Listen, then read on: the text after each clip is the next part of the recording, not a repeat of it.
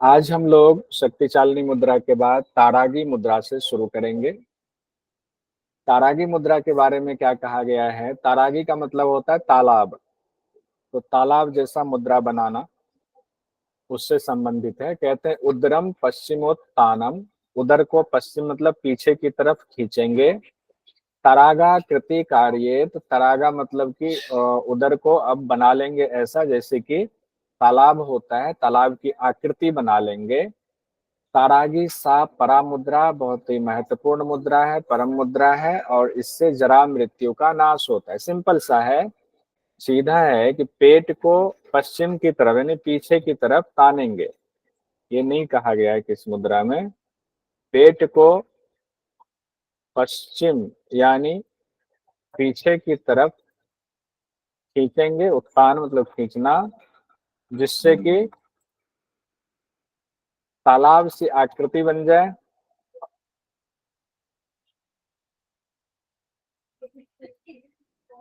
और ये मुद्रा परम मुद्रा है यानी तारागी मुद्रा।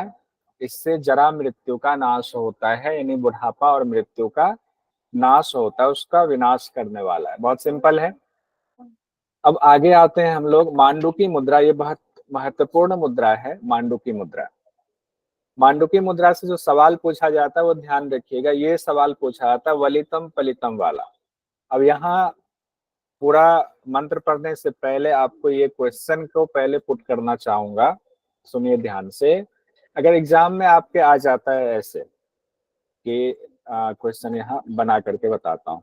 अगर एग्जाम में आ जाता है कि निम्न में से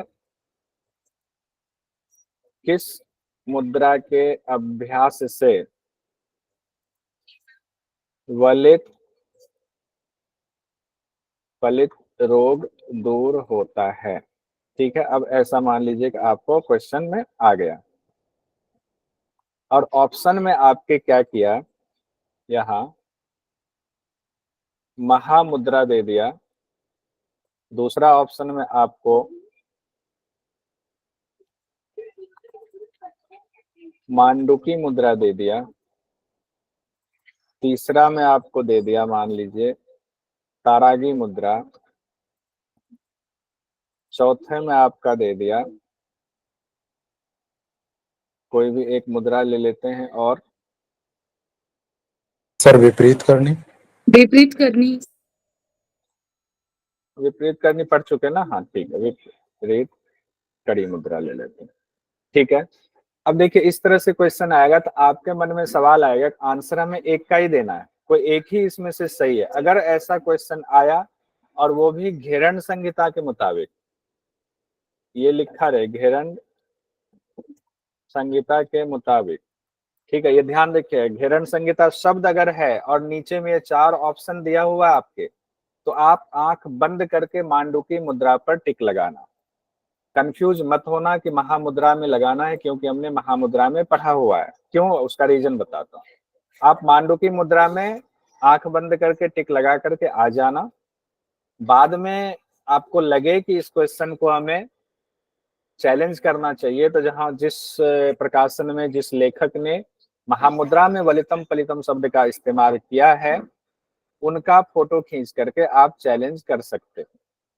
ठीक है, लेकिन अगर चैलेंज नहीं कर, तो किसी ने चैलेंज नहीं किया, तो आप ये जानकर चलो मांडुकी मुद्रा को ही सही माना जाएगा, क्योंकि मांडुकी मुद्रा में वलितम पलितम सभी लेखकों के ग्रंथ में है, सभी लेखकों के किताब में है, सभी लेखकों ने इसकी चर्चा की है। लेकिन महामुद्रा में वलितम पलितम की चर्चा हर जगह नहीं है। अब ये क्वेश्चन तो समझ में आ गया ना क्यों करना है। और किन्हीं को लगे गलती से महामुद्रा कर दिया तो वो चैलेंज कर सकते हैं, उनके पास अधिकार है। लेकिन चैलेंज करेंगे तो फिर उनको सबूत के तौर पर उसका फोटो खींच करके उसमें अपलोड करना पड़ेगा। एक सेकंड, अपलोड करना पड़ेगा। तो उसके बाद हो सकता है कि सवाल का सबको मिल जाए आंसर, वो नंबर सबको मिल जाए, ऐसा भी हो सकता है। आइए अब मांडुकी मुद्रा हम लोग पढ़ लेते हैं। मांडुकी मुद्रा में कहा गया है मुखम समुद्रितम कृत्वा जिह्वा मूलम प्रचाल्येत शनैर्ग्रसते अमृतम मांडुकी मुद्रिकाम विदुः। मुखम समुद्रितम, इसका अर्थ है कि मुख को अच्छी तरह से बंद करके जिह्वा मूलम प्रचार्येत प्रचालिएत, जिह्वा मूल को ऊपर ले जाकर चलाएंगे, और जब ऊपर ले जाकर जिह्वा मूल को चलाएंगे तो उस समय धीरे धीरे जो अमृत का स्राव होता है, जो रस टपकता है, उस रस का पान करेंगे। सनेर ग्रसित, धीरे धीरे उस रस को ग्रस्त करेंगे, नहीं पान करेंगे उसका। यही मांडुकी मुद्रा, इसे ही विद्वानों ने मांडुकी मुद्रा कहा है। अब इस मुद्रा से क्या होगा, आप पूछ सकते हैं कि इसमें 3 मुद्रा आपके सामने ऐसी आ रही है जो खेचरी मुद्रा के आसपास दिखती है। मतलब 3 है। एक तो खेचरी मुद्रा खुद अपने आप में, जिसमें कि जिह्वा को ऊपर, लेकिन उसमें साफ साफ लिखा हुआ है कि कपाल कुहर में ले जाना है, और फिर लंबी चौड़ी व्याख्या है कौन कौन से रस की प्राप्ति होती है, कैसा स्वाद होता है। दूसरा नभो मुद्रा, नभो मुद्रा में ऐसा कहा गया है कि कहीं भी किसी भी स्थिति में योगी हैं तो जिह्वा को ऊपर ले जाए, उसका चालन करें।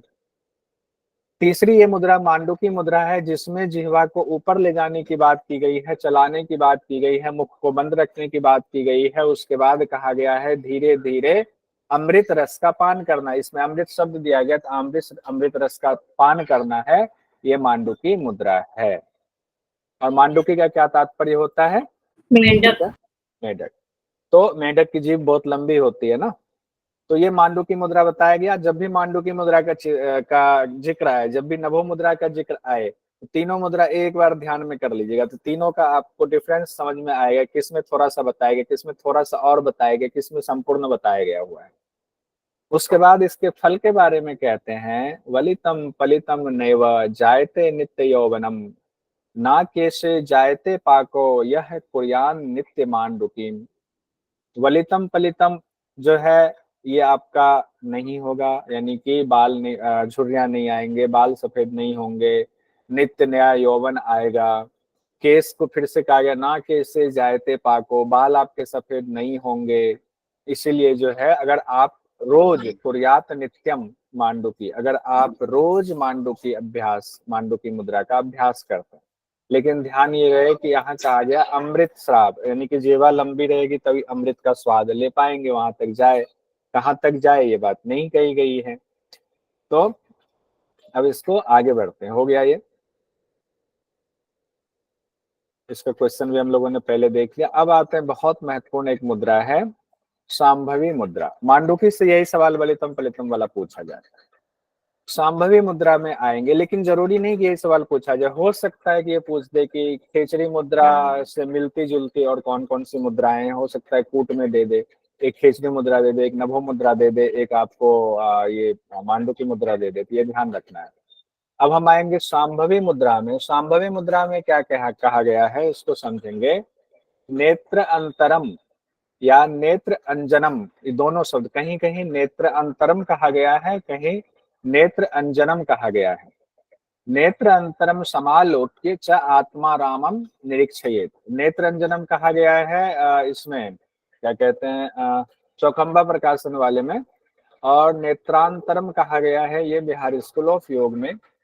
समालोक्य च आत्मा रामम निरीक्षेत, अब दोनों का अर्थ लगा करके तकरीबन सभी लेखकों ने एक बात पर उनकी सहमति है, शब्द भले अलग रखें, कि दोनों आंखों के बीच में, यानी भाव के बीच में आपकी दृष्टि होनी चाहिए। भाव के बीच में देखेंगे, ऐसे देखेंगे लगे कि भाव के बीच में देख रहे हैं, लगे कि भाव के बीच में देख रहे हैं, और आत्मा राम का निरीक्षण करेंगे। तो मान के चलते हैं कि आज्ञा चक्र में आत्मा का वास है, भगवान शिव का वास है, आत्मस्वरूप का वास है, तो वहां आत्मा का निरीक्षण करेंगे। उसके लिए शब्द क्या आया है, आत्मा राम का। तो आपसे हो सकता है ये शब्द दे करके क्वेश्चन पूछ दे कि आत्मा राम का निरीक्षण करने की बात किस मुद्रा में आई है, आत्मा राम का। अब आत्मा का निरीक्षण का तो आपको मान लीजिए योनि मुद्रा में भी आप कह सकते हैं कि वहां भी शिव शक्ति को मिलाने की बात है, आत्मा की बात है, वहां भी ब्रह्म के समान जो अनुभूति करनी है, शिव के समान अनुभूति करनी है, लेकिन आत्मा राम शब्द पर्टिकुलर वहां नहीं दिया गया है। अब एग्जामिनर क्या करता है, अर्थ की जगह कई बार जो है एग्जैक्ट शब्द का ही अर्थ लेता है, भावार्थ लेता नहीं। अब एग्जामिनर अपनी जगह ठीक है, आपको समझना है। तो आत्मा राम का निरीक्षण करना सांभवी मुद्रा में कहाँ पर है, दोनों नेत्रों के बीच में कहा गया है, भूमध्य में आत्मा राम का निरीक्षण करना है। उसके बाद कहते हैं सा भवेत सांभवी मुद्रा सर्वतंत्रेषु गोपिता, यही सांभवी मुद्रा है और यही सभी तंत्रों में इसे गोपनीय कहा गया है, गोपनीय है। उसके बाद जो महत्वपूर्ण है वो ये है, कई बार एग्जाम में आ चुका है, वेद शास्त्र पुराणानि सामान्य गणिका इव इयं तु सांभवी मुद्रा गुप्ता कुल वधुरी वा। अब है वेद शास्त्र पुराण, इसकी तुलना सामान्य गणिका से की गई है और सांभवी मुद्रा की तुलना कुलवधु से की गई है। कुलवधु को महत्व दिया जाता है, सम्मान जो उनको प्राप्त है वो सामान्य गणिका को नहीं है। गणिका मतलब कई बार आप कह सकते हैं और इसके लिए दूसरा शब्द क्या इस्तेमाल करें सामान्य गणिका के लिए, पहले नगर वधु हुआ करती थी, उसको गणिका भी आप कह सकते हो। या एक कई बार इसके और अपभ्रंश भाषा में वेश्या शब्द से भी इसकी तुलना कर दी जाती है सामान्य गणिका की। तो वो सामान्य है, उनके उन तक पहुंच यानी सामान्य गणिता गणिका तक पहुंच सामान्य जन की भी है, सबकी पहुंच है, लेकिन कुलवधु के पास सबकी पहुंच नहीं होती है। कुलवधु को सम्मानित माना जाता है, दासी भी कह सकते हैं। तो सामान्य गणिका बहुत सुंदर, दासी ये अच्छा शब्द है, ज्यादा सम्मानित शब्द है। तो वेद शास्त्र पुराण की तुलना सामान्य गणिका की तरह की गई है, लेकिन सांभवी मुद्रा का महत्व दिखाने के लिए इनकी तुलना कुलवधु से की गई है।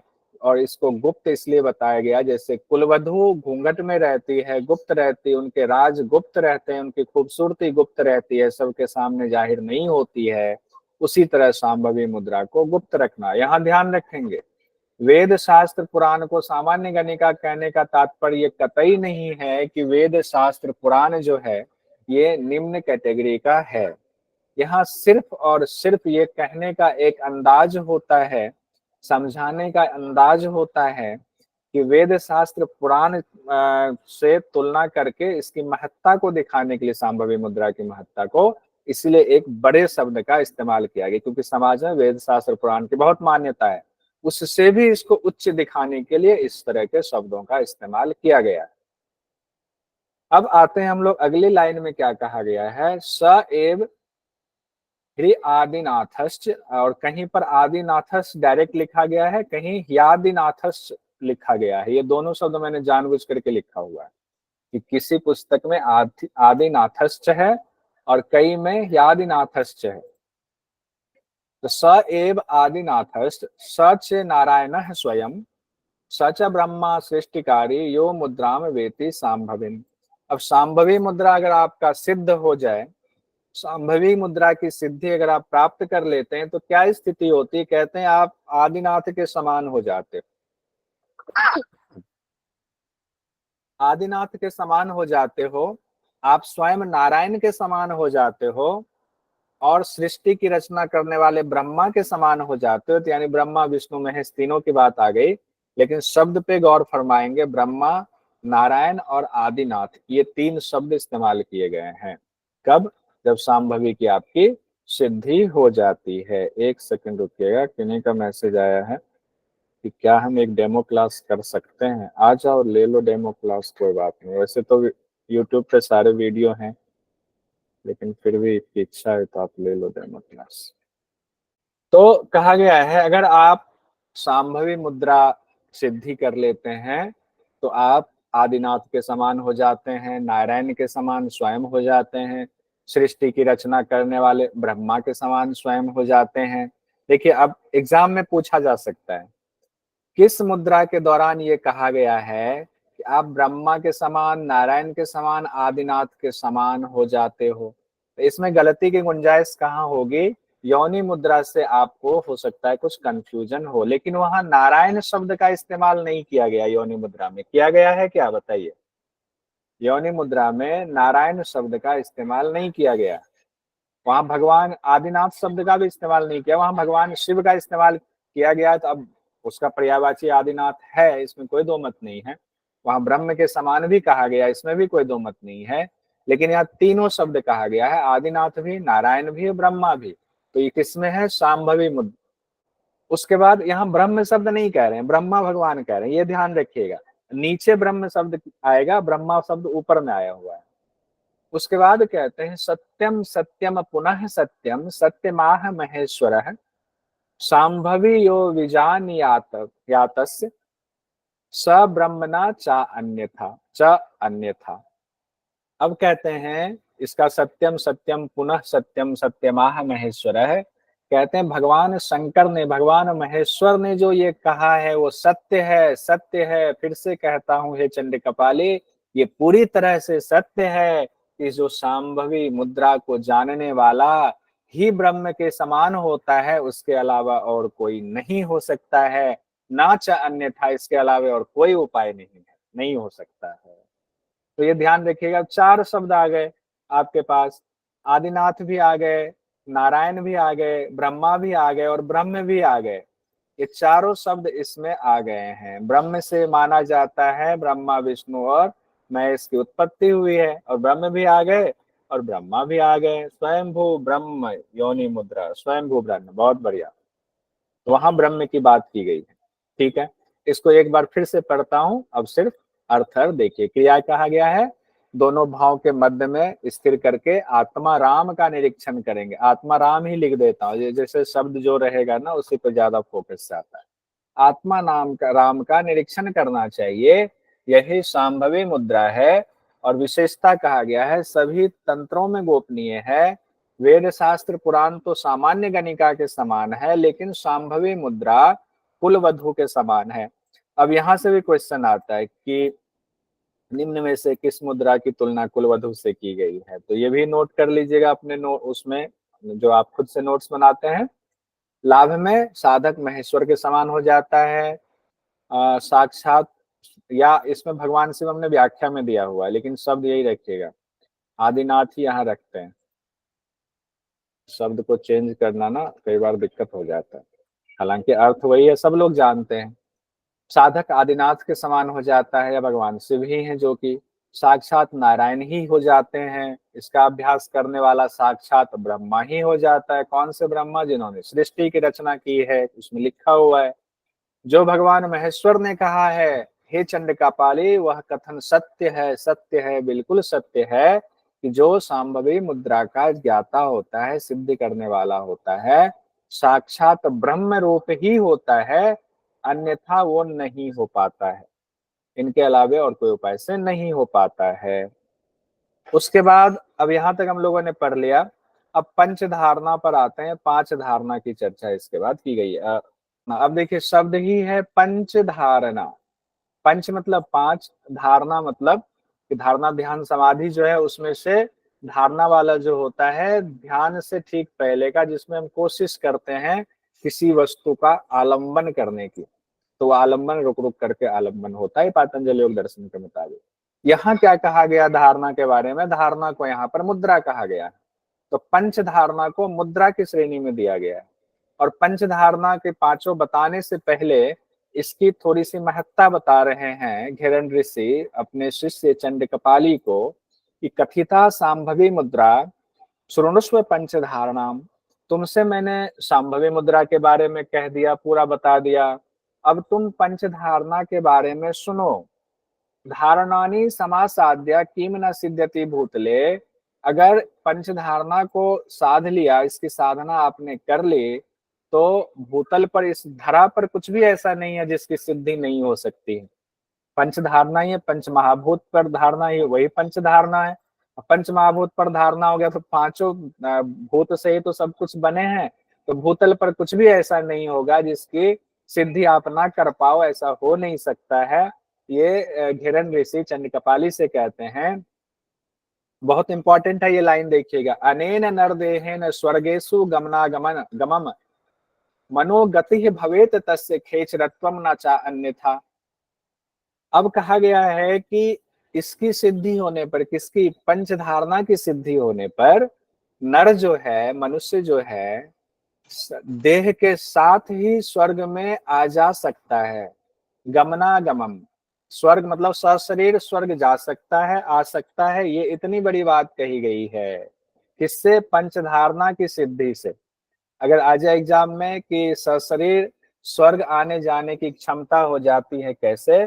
तो पंच धारणा हो सकता है, पंच धारणा भी एक दे दे और आपको उसके साथ में शांभवी मुद्रा दे दे, उसके साथ में योनि मुद्रा दे दे जो महत्वपूर्ण महत्वपूर्ण है, खेचरी मुद्रा भी दे दे, आप परेशान हो जाओगे। कुछ परेशान होने की जरूरत नहीं है। यहाँ घेरन ऋषि साफ साफ कह रहे हैं पंच धारणा के। उसके बाद क्या कह रहे हैं, मनोगति ही भवेत तस्य, मन के समान आपकी गति हो जाती है। जैसे मन यहाँ से तुरंत कहाँ से कहाँ पहुंच जाता है, वैसे आपकी गति मन के समान हो जाती है। खेचरत्व न चान्य था। अब दो बातें हैं यहाँ पर, व्याख्या में दो चीजें अलग अलग विद्वानों ने कही है। एक तो कहा गया खे मतलब आकाश, चरत्व मतलब चरने वाला, आकाश में विचरण करने वाला। एक तो ये व्याख्या की गई है, आकाश में जो विचरण होता है वो मन की गति के समान विचरण करने की क्षमता आ जाती है, और दूसरा कोई उपाय नहीं है जिससे ऐसा हो, नाचा अन्यथा, और कोई उपाय नहीं है। दूसरी व्याख्या जो विहार स्कूल ऑफ योग की किताब में की गई है, उसमें ये कहा गया है मन की गति के समान तो साधक हो ही जाता है, साधक की गति, खेचरत्व की भी प्राप्ति होती है, खेचरी की भी सिद्धि होती है। दो चीजें अलग अलग कही गई है, लेकिन ज्यादातर जगहों पर कहा गया है आसमान में विचरण करने की शक्ति मन के गति के समान हो जाता है, इसके अलावा और कोई उपाय नहीं है। ठीक है, तो इन दोनों बातों को ध्यान में रखेंगे। आपसे कहीं कैसे एग्जाम में पूछा जा रहा है, तो जब दोनों आपकी व्याख्या दिमाग में है तो कंफ्यूजन नहीं होगी। अब आगे बढ़ते हैं, ये हमने यहाँ पर लिख दिया हुआ उसी चीज को। अब पहले जान लेते हैं पंचधारणा, पांचों को एक साथ देख लेते हैं, कौन कौन सी धारणा है, क्या नाम है, एक का दूसरा नाम भी होता है। तो पंचधारणा में पांच जो तत्व आपके हैं ना, उस तत्व को याद रखिए, पृथ्वी जल अग्नि वायु और आकाश। पृथ्वी जल अग्नि वायु आकाश, इसका सीक्वेंस ऐसे रखिए, जो ऊपर से ऐसे सीक्वेंस हम याद करते हैं ना, आकाश वायु अग्नि जल पृथ्वी। आकाश उत्पन्न हुआ, ऐसा उपनिषद में पढ़ा है हम लोगों ने, आत्मा से आकाश की उत्पत्ति, आकाश से वायु की उत्पत्ति, वायु से अग्नि की उत्पत्ति, अग्नि से जल की उत्पत्ति, जल से पृथ्वी की उत्पत्ति। यही सीक्वेंस है। उसी सीक्वेंस को ऊपर से नीचे, नीचे से ऊपर किधर से भी कर सकते हैं। तो पृथ्वी से लेंगे तो मूलाधार से हो जाएगा, आकाश से लेंगे तो आपका यहाँ हो जाएगा, विशुद्धि चक्र से हो जाएगा। अब पार्थवी धारणा पृथ्वी से हो गया, पार्थवी धारणा, इसका दूसरा नाम अधो धारणा भी, अधो मतलब नीचे, नीचे वाली धारणा मूलाधार चक्र है जिसको कहते हैं, तो मूलाधार चक्र नीचे है, तो इसीलिए इसको अधो धारणा भी कहते हैं। अब बात आती है आम्भसी धारणा की। आम्भसी धारणा हुआ, जल को आम्भसी धारणा भी कहते हैं, आम्भ भी कहते हैं, जल तत्व धारणा भी इसको कहते हैं, जल शब्द से इसको जल तत्व धारणा, और जल का आम्भसी भी कहते हैं, आम्भसी धारणा हो गया। और आग्नेयी धारणा, अग्नि से आग्नेयी धारणा हुआ, अग्नि को वैश्वानर भी कहते हैं, तो वैश्वानरी धारणा भी हो गया। शब्द ऐसे हैं जो आपको आता है, बस आपको कनेक्ट करना है। वायवी धारणा को अनिल धारणा भी कह सकते हैं, हो सकता है नाम चेंज करके पूछ दे, तो वायवी धारणा है, अनिल धारणा है। आकाशी धारणा, इसी को नभो धारणा भी कहते हैं। अब नभो मुद्रा अलग है, नभो धारणा भी कई बार इसको व्याख्या दे करके पूछ दिया जाता है, तो नभो धारणा भी इसको कह सकते हैं, आकाशी धारणा भी कह सकते हैं। अब इसके बीज मंत्र हैं पांचों के, पांचों के बीज मंत्र अभी याद कर लीजिए, नीचे याद रखने की जरूरत नहीं पड़ेगी। बीज मंत्र क्या है, लवर यह, लवर यह, लभर कहते हैं ना हम लोग ऐसे बोलने की, लभर यह, लभर यह ऐसे बोल देते हैं ना लवर, उसको हालांकि शुद्ध उच्चारण तो लवर ही होता है, लवर यह, लवर मतलब प्यार करने वाला वह। तो लवर यह अगर फॉर्मूला याद रखे तो उसको तोड़ देंगे, ल व र यह लम वम रम यम हम, इसको लकार भी कहते हैं, इसको वकार भी कहते हैं, इसको रम भी कहते हैं, यकार हकार, ऐसे रकार बोलेंगे, रकार हाँ बोलेंगे रकार। तो इस तरह से पांचों। अब बिठाएंगे कैसे, लकार को बिठाएंगे, लम को बिठाएंगे पार्थवी धारणा में, और उसी तरह सीक्वेंस में आगे बढ़ते जाएंगे तो आकाशी धारणा में हम तक पहुंच जाएंगे। तो लम हो गया आपका पार्थवी धारणा, वम हो गया आपका आम्भसी धारणा, रम हो गया आपका आग्नेयी धारणा, यम हो गया आपका वायवी धारणा, हम हो गया आपका आकाशी धारणा। इसका बीज मंत्र हो गया। अब ये याद हो जाएगा तो आगे बढ़ने में दिक्कत नहीं होगी। अब यहाँ हमने कोशिश की है कलर से ही, जिस जिस कलर बताया गया उसी कलर से इसको कोशिश किया है, पार्थवी का पीला कलर, आम्रसी का जल सा कलर, आग्नेय का अग्नि वाला कलर, वायु का धूम्र कलर, आकाशी का आकाश के समान या समंदर के समान कलर होता है। अब दो चीजें भी आपको आगे, जिसका जिस तत्व का जो कलर मैच करता है वैसा कलर तकरीबन बताया गया है। अब एग्जैक्ट क्या बताया गया है, हाँ चक्र भी देख लेते हैं। वैसे आप लोगों ने ध्यान तो सबको है ही। मूलाधार चक्र हो गया पार्थवी धारणा में, स्वाधिष्ठान चक्र हो गया आम्बसी धारणा स्वाधिष्ठान चक्र के लिए, मणिपुर चक्र नाभि वाला आग्नेय धारणा, अनाहत चक्र हो गया हृदय प्रदेश वाला वायवी धारणा, और विशुद्धि चक्र जो गले के पास है वो हो गया आपका आकाशीय धारणा से संबंध है। यानी एक एक चक्र पे ध्यान करने की बात की जा रही है। अब आते हैं, इसे पंचभूत धारणा भी कहते हैं, ये ध्यान रखेंगे। पंच धारणा जो है पंचभूत धारणा भी इसको कहते हैं। अब पहली धारणा जो आपकी है वो है पार्थिवी धारणा, जिसको कि अधो धारणा भी कहते हैं। इसके अब आते हैं हम लोग मंत्र पर कि मंत्र क्या कहा गया।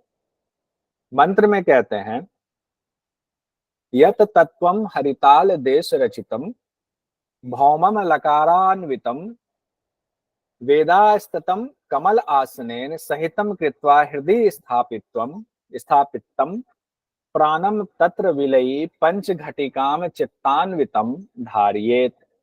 अब एक एक करके देखते हैं। यत तत्वम, उनका जो तत्व के बारे में, जो ये तत्व है वो कैसा है, हरिताल देश चित्तम, वो जो है बिल्कुल पीले रंग का है, और भूमि उसका तत्व हो गया भौमम तत्वम, एक साथ न लिख करके ये संस्कृत में जब जोड़ते हैं तो आगे पीछे जोड़ा जाता है, तो भूमि तत्व है। और बीज मंत्र क्या है, लकार अन्वितम कहा गया, तो लकार बीज मंत्र से वो सुशोभित है। तो तीन चीजें हो गई ना, तत्व क्या हो गया, भूमि तत्व हो गया, कलर कैसा हो गया, पीला रंग हो गया, और मंत्र क्या हुआ, लकार, लकार मंत्र हो गया। अब वहां पर एक चीज और महत्वपूर्ण है, कहते हैं वेद जो हाथ में, जिनके हाथ में वेद है, वेदास्तम, वेदास्तम और कहीं वेदाश्रम भी कहा गया, तो वेदास्तम मुझे ज्यादा उचित लगता है, जिनके हाथ में वेद हैं, कमलासनेन, जिनके आसन कमल, कमल ही जिनका आसन है, और जब जिनका आसन कमल है और जिनके हाथ में वेद है उनको ब्रह्मा भगवान कहा जाता है।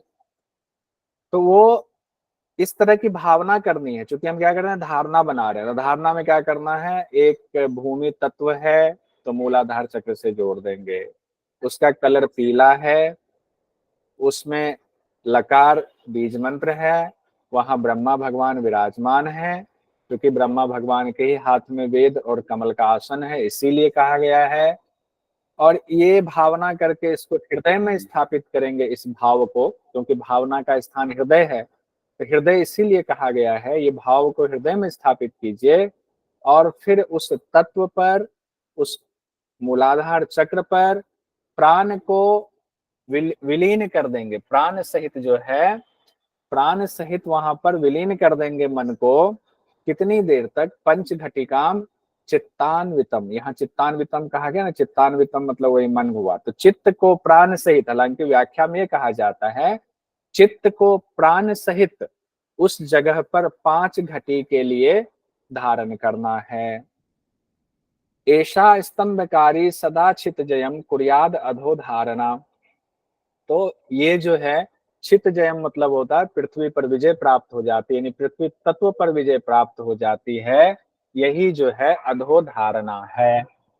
अब एक बार फिर से देख लीजिए इसको हिंदी में, जिसका अंतः प्रदेश हरिताल मतलब पीले रंग से रंगा है, जो बीज अक्षर लकार से युक्त है, जिसका तत्व पृथ्वी है, भूमि है, जिनके हाथ में वेद और कमल के आसन विराजमान है, वो वहां के देवता हैं, यानी ब्रह्मा भगवान। हम लोग, ये व्याख्या में लिखा हुआ शब्द नहीं है, लेकिन इसका अर्थ यही होता है, हर व्याख्याकार ने यही अर्थ लगाया हुआ है, और हर जगह ब्रह्मा भगवान शब्द का इस्तेमाल है, इसीलिए ब्रह्मा भगवान लिखने में कोई हर्ज नहीं है।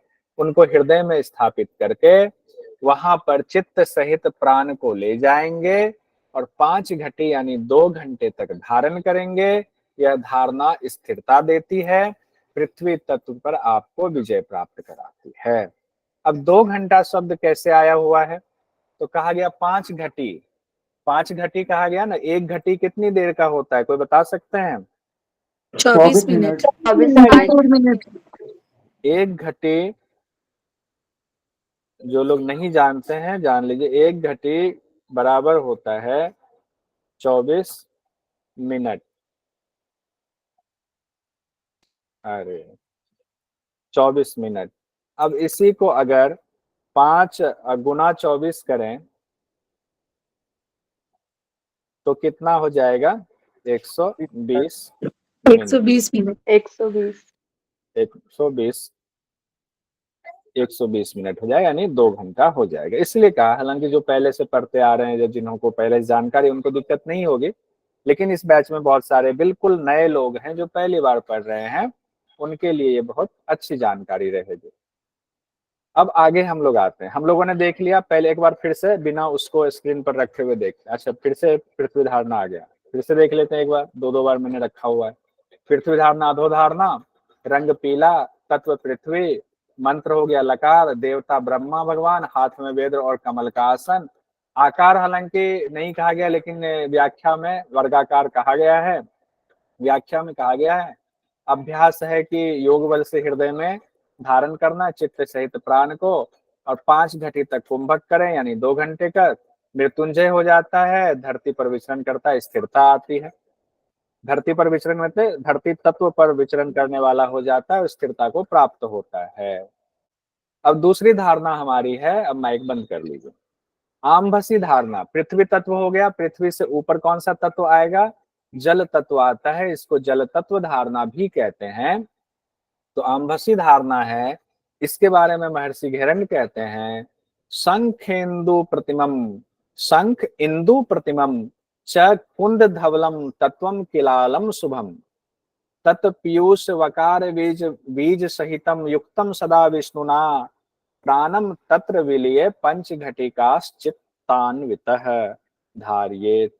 अब शंख इंदु प्रतिमम कहा गया है, यानी कि यहाँ शंख और इंदु, शंख भी कहा गया है, इंदु चंद्रमा भी शब्द कहा गया है, उनके जैसा सदृश, प्रतिमम सदृश हुआ, तो शंख भी सफेद होता है, इंदु भी सफेद होता है। तो यानी कि आमभसी धारणा में सफेद चीज की बात की गई, मतलब उसका रंग जो है वो सफेद रंग वाला है। उसके बाद कहते हैं कुंद धवलम, कुंद एक कुछ होता है, सब पुष्प होता है कोई, कुंद के समान धवल, तो कुंद के समान धवल मतलब सफेद।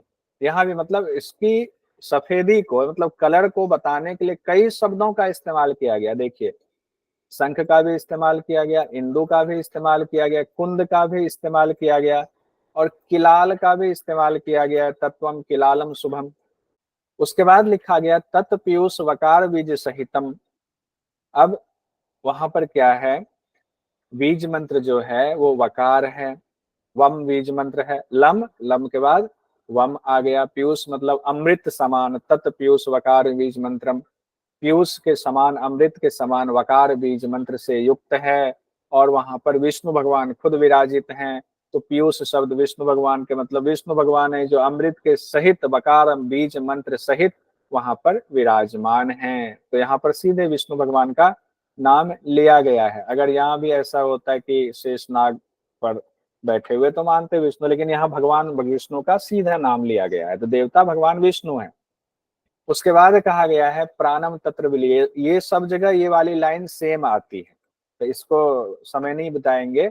इसका मतलब ये है कि उस जगह पर आप हृदय में धारणा करते हुए, मतलब भाव की ऐसा रखते हुए, चित्त के साथ प्राण को उस जगह पर विलीन कर देंगे, यानी धारणा करेंगे।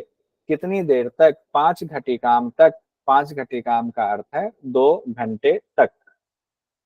उसके बाद कहा गया है ऐसा दुह, ऐसा दुस्साहस ताप पाप हरिणी स्याद आम्भसी धारणात, आम्भसी परमाम मुद्रा यो जानाति स योगवित, जले च घोरे गंभीरे मरणम तस्य नोभवेत। तो कहते हैं कि ये धारणा जो है पाप को हरने वाली आम्भसी धारणा है, दुख को ताप को हरने वाली आम्भसी धारणा है, दुख को ताप को पाप को हरने वाली आम्भसी धारणा है। ये परम मुद्रा है, ऐसा जानना चाहिए। जले च घोरे गंभीर, गंभीर जल में यानी कि बहुत गहरे जल में भी अगर ऐसा साधक चला जाए तो उसकी मृत्यु नहीं होती है। मरणम तस्य ना भवेत, उनकी मृत्यु नहीं हो सकती, यानी जल में वो उनकी मृत्यु नहीं होगी। हो सकता है कि दुर्योधन ने ऐसा किया होगा, तभी दुर्योधन युद्ध के बाद समाप्ति से पहले वो जल के अंदर जाकर बैठ गए थे। हो सकता है उन्होंने जल तत्व को साध लिया हो। यम तो परमा मुद्रा गोपनीय प्रयत्नता है, इस परम मुद्रा को प्रयत्न करके गोपनीय ही रखना चाहिए। प्रकाशात सिद्धि हानि, इसको प्रकाशित करने से यानी जहां तहां बोलने से आपकी जो सिद्धि है उसका नाश होगा। स्यात सत्यम वचमी च तत्वता, मैं तुमको तत्व से ये बात बिल्कुल सही कह रहा हूँ हे चंड कपाले, कि इसको कहीं और नहीं कहना चाहिए, नहीं तो सिद्धि की हानि होगी। कहते हैं चंद्रमा और शंख के समान, एक बार फिर से रिपीट कर रहे हैं हम लोग अब। चंद्रमा और शंख के समान, कुंद के फूल के समान श्वेत। किलाल को दो बातें कही गई, किलाल को कई जगह पर अमृत पेय भी कहा गया, कई बार इसको जल के लिए भी इसका इस्तेमाल किया गया और एक चौखंबा प्रकाशन में पनीर शब्द का इस्तेमाल किया गया। तो किलाल को अमृत पेय या जल भी कहा गया है। के समान शुभ श्वेत है, शुभ और श्वेत है, स्वते हो गया, एक सेकंड, शुभ श्वेत है। उसके अमृत और वकार बीज मंत्र सहित विष्णु भगवान विराजमान हैं, ये तो साफ साफ शब्द लिखा हुआ है। उस जगह पर चित्त के साथ प्राणों को स्थिर करना है, 5 घटी तक, 2 घंटे तक इस तरह से धारणा करनी है। धारणा करने के लिए कष्टकारी ताप को भी हरने वाला है। कितना भी बड़ा दुख हो, कितना भी बड़ा, वो खत्म हो जाएगा। ये जल तत्व की धारणा है। और इस मुद्रा को जानने वाले को, आम्भसी मुद्रा को जानने वाला है, वो योग को जानने वाला। हाँ, एक शब्द और था ना, योगवित शब्द था, ये भी ध्यान रखेंगे। योगवित, योगवित का मतलब होता है योग के जानकार। जो आम्भसी परम मुद्रा को जानता है स योगविता, वो योग को जानने वाला होता है। योग को जानने से तात्पर्य यह है कि तत्व को जानने वाला, यानी कि आत्मा और ये जो प्रकृति तत्व है उसको जानने वाला होता है। और फल में क्या कहा गया है, ऐसा साधक गहरे जल में भी उसकी मृत्यु नहीं होती है, इसे गोपनीय रखना चाहिए, प्रकाशित करने पर हानि होती है। ये बिल्कुल सत्य कहता हूं हे चंड कपाली। अब एक साथ इसको पूरे सेंटेंस में ना देख करके मोटा मोटा देखिए। आम्भसी धारणा जल तत्व धारणा हो गया आपका, श्वेत कलर हो गया, रंग क्या हो गया, शुभ्र या श्वेत, शुभ्र या श्वेत। तत्व क्या है, जल तत्व है। बीज मंत्र क्या है, वकार बीज मंत्र है। देवता कौन है, विष्णु भगवान देवता है। और आकार हालांकि कहा नहीं गया है, लेकिन दूसरे शास्त्रों में कहा, तो व्याख्या को हमने यहाँ रखा है, चंद्राकार है, लेकिन इसको घेरण संहिता के मुताबिक नहीं मानेंगे। हृदय में धारण करना है 5 घटी तक, 2 घंटे तक। अब आगे आते, हो सकता है कई जगह ये कहा गया है कि धारणा 5 घटी तक करनी है, 2 घंटे तक। कई जगह तक कहा गया 5 घटी तक कुंभक करना है, कई विद्वानों ने लिख दिया हुआ 5 घटी तक कुंभक करना है। तो अब ये व्याख्या कौन सी सही है, वो एग्जाम में कैसे आता है वो देख लीजिएगा। वैसे सटीक व्याख्या मंत्र के हिसाब से धारणा ही है कि 5 घटी तक धारणा करना है, क्योंकि वही लिखा हुआ है। तो व्याख्या को लेकिन सिर्फ हम साइड से एक कोने में रख लेंगे। तृतीय धारणा हमारी है आग्नेयी धारणा, इसको वैश्वानरी धारणा भी कहते हैं। वैश्वानर धारणा, वैश्वानरी धारणा या आग्नेयी धारणा, मतलब अग्नि तत्व से संबंधित हो गया। तो चक्र कौन सा हो गया आपका, ये मणिपुर, मणिपुर चक्र हो गया। मणिपुर चक्र। हाँ, मणिपुर चक्र हो गया। कहा गया है यत नाभि स्थितम इंद्र गोप सदृशम बीजम त्रिकोणान्वितम तत्वम वह्निमयम प्रदीप्त अरुणम रुद्रेण यत सिद्धिम प्राणम तत्र विलेय पंचघटिका चित्तान्वितम धारियेत। वही बात है, यहाँ तक पहले देख लेते हैं।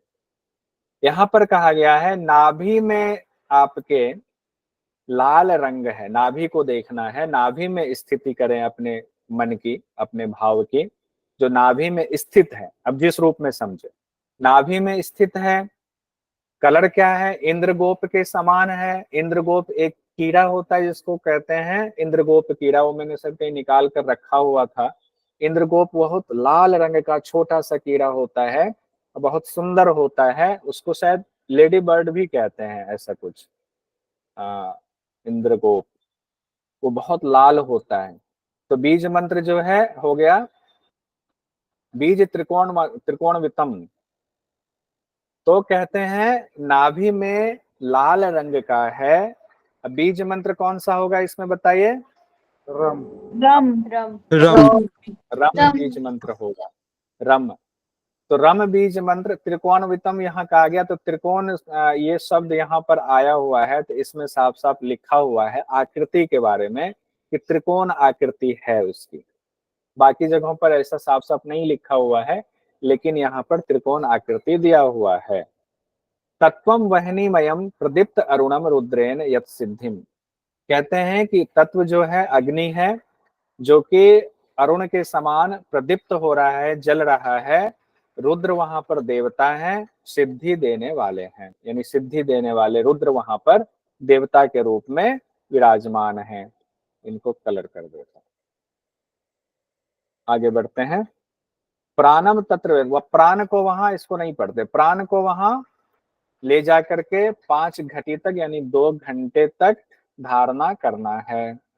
ऐसा काल गभीर भीति हरिणी मृत्यु भीतिर हरिणी वैश्वानरी धारणा। काल गभीर भीति हरणी का मतलब होता है मृत्यु के महान भय को हरने वाली, ये वैश्वानरी धारणा है। मृत्यु का जो महान भय होता है उसका नाश करने वाली ये वैश्वानरी धारणा है। अब मृत्यु के भय का नाश करने वाला तकरीबन सब में एक तरह से इस्तेमाल किया गया है, तकरीबन भाव निकलता है, लेकिन आपको हो सकता है ये शब्द एज इट इज दे दे। काल गंभीर भीति हरिणी, काल गंभीर भीति हरिणी, माइक ऑफ रखते हुए 3-4 बार बोल जाइए, काल गंभीर भीति हरिणी। अब आपको दे देगा ये शब्द और ये लिख देगा काल गंभीर भीति हरिणी शब्द निम्न में से कहाँ पर इस्तेमाल किया गया है, किस धारणा या किस मुद्रा में इस्तेमाल किया गया है। अब 4 वहां पर ऑप्शन दे दिए गए, वहां वैश्वानर धारणा आपको दिया जा सकता है या आग्नेयी धारणा आपको दिया जा सकता है। प्रदीप्ते ज्वलिते वहनो पतितो यदि साधक है, अगर बहुत जलती हुई अग्नि में भी, पतित मतलब गिरना, वो साधक गिर जाता है तो उसकी मृत्यु नहीं होती है। एतन मुद्रा प्रसादेन सजीवती न मृत्यु भाग, मतलब इस मुद्रा के प्रसाद से वो उसकी मृत्यु नहीं होती है, वो जीवित रहता है।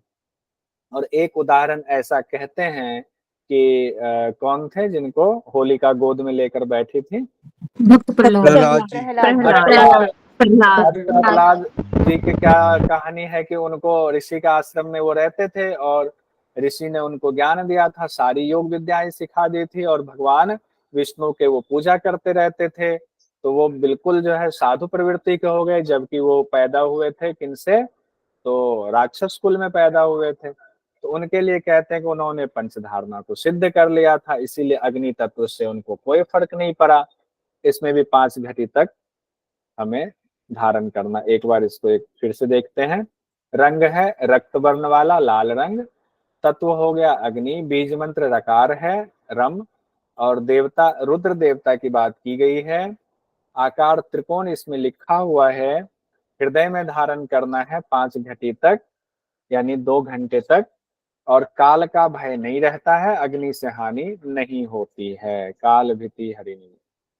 चतुर्थ धारणा है अपना वायवी धारणा, जिसको अनिल धारणा, वायवी मतलब वायु, वायु की बात हो रही है। तो वायवी धारणा या अनिल धारणा। वायवी धारणा कहते हैं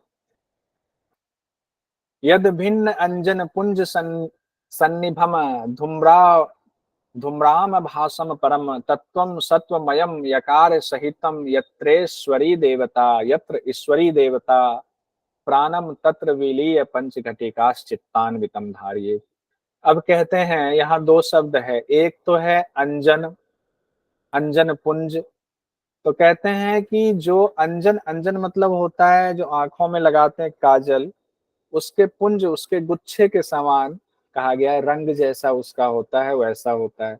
वैसा मान लीजिए, या नहीं तो आप धूम्राम आप भाषम मान लीजिए, धुएं के समान मान लीजिए। धुआं तो सब लोगों ने देखा होगा, और हो सकता है काजल का पुंज भी सब लोगों ने देखा होगा, अंजन का पुंज भी देखा होगा। दोनों का कलर तकरीबन एक सा ही होता है, 19-20 होता है।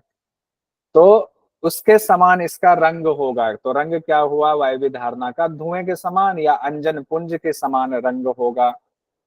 तत्व सत्वमयम, और कहते हैं ये जो तत्व है सत्व से परिपूर्ण है। यकार सहितम, यकार बीज मंत्र है।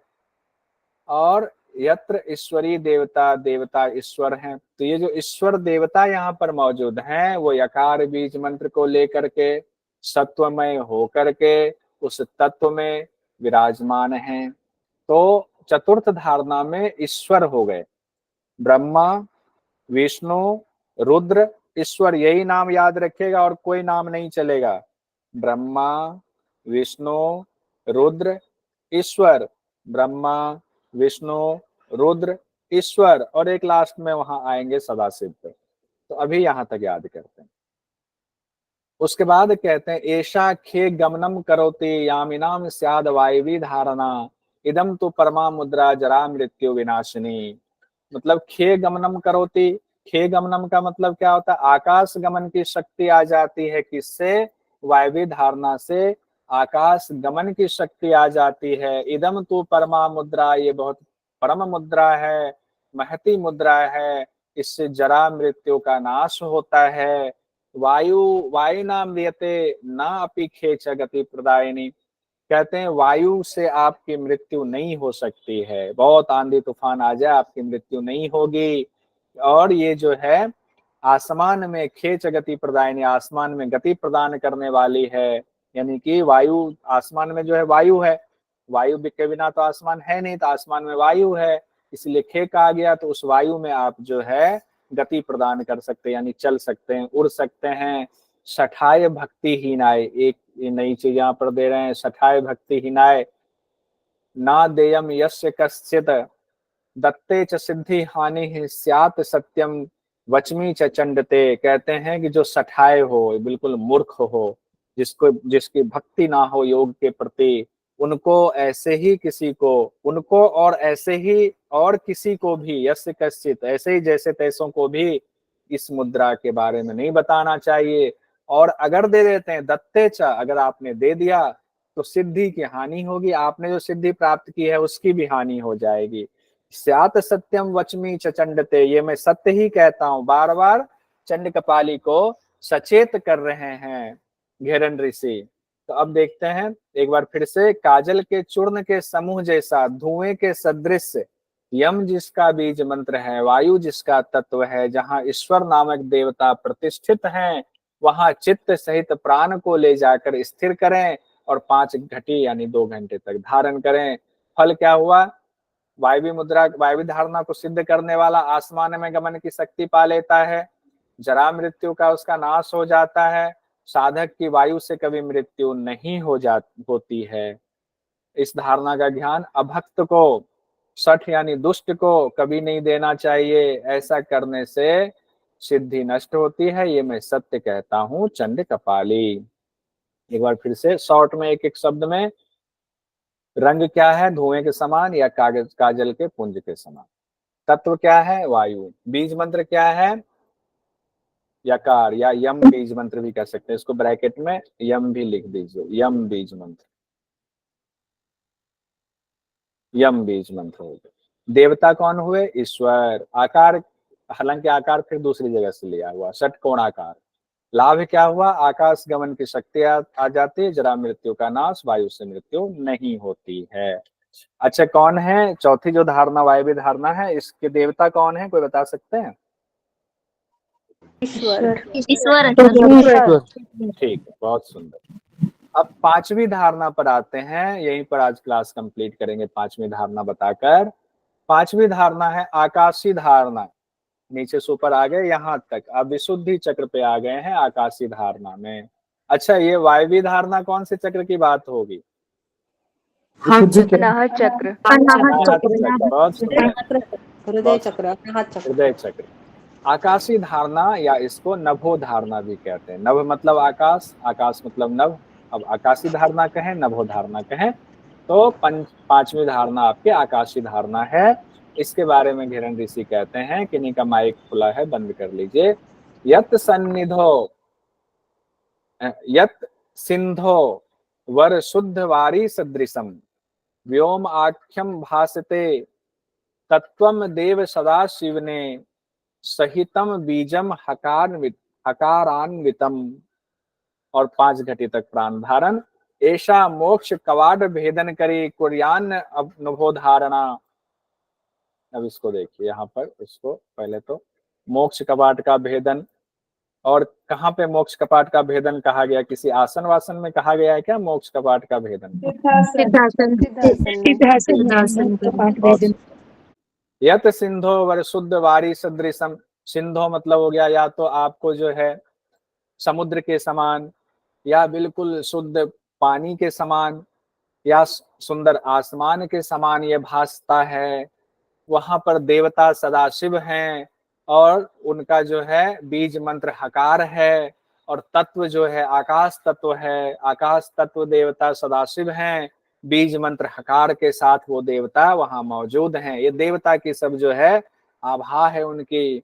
वहां पर प्राण को 5 घटी तक ले जाके, मतलब चित्त सहित प्राण को 5 घटी तक ले जाकर धारणा करेंगे।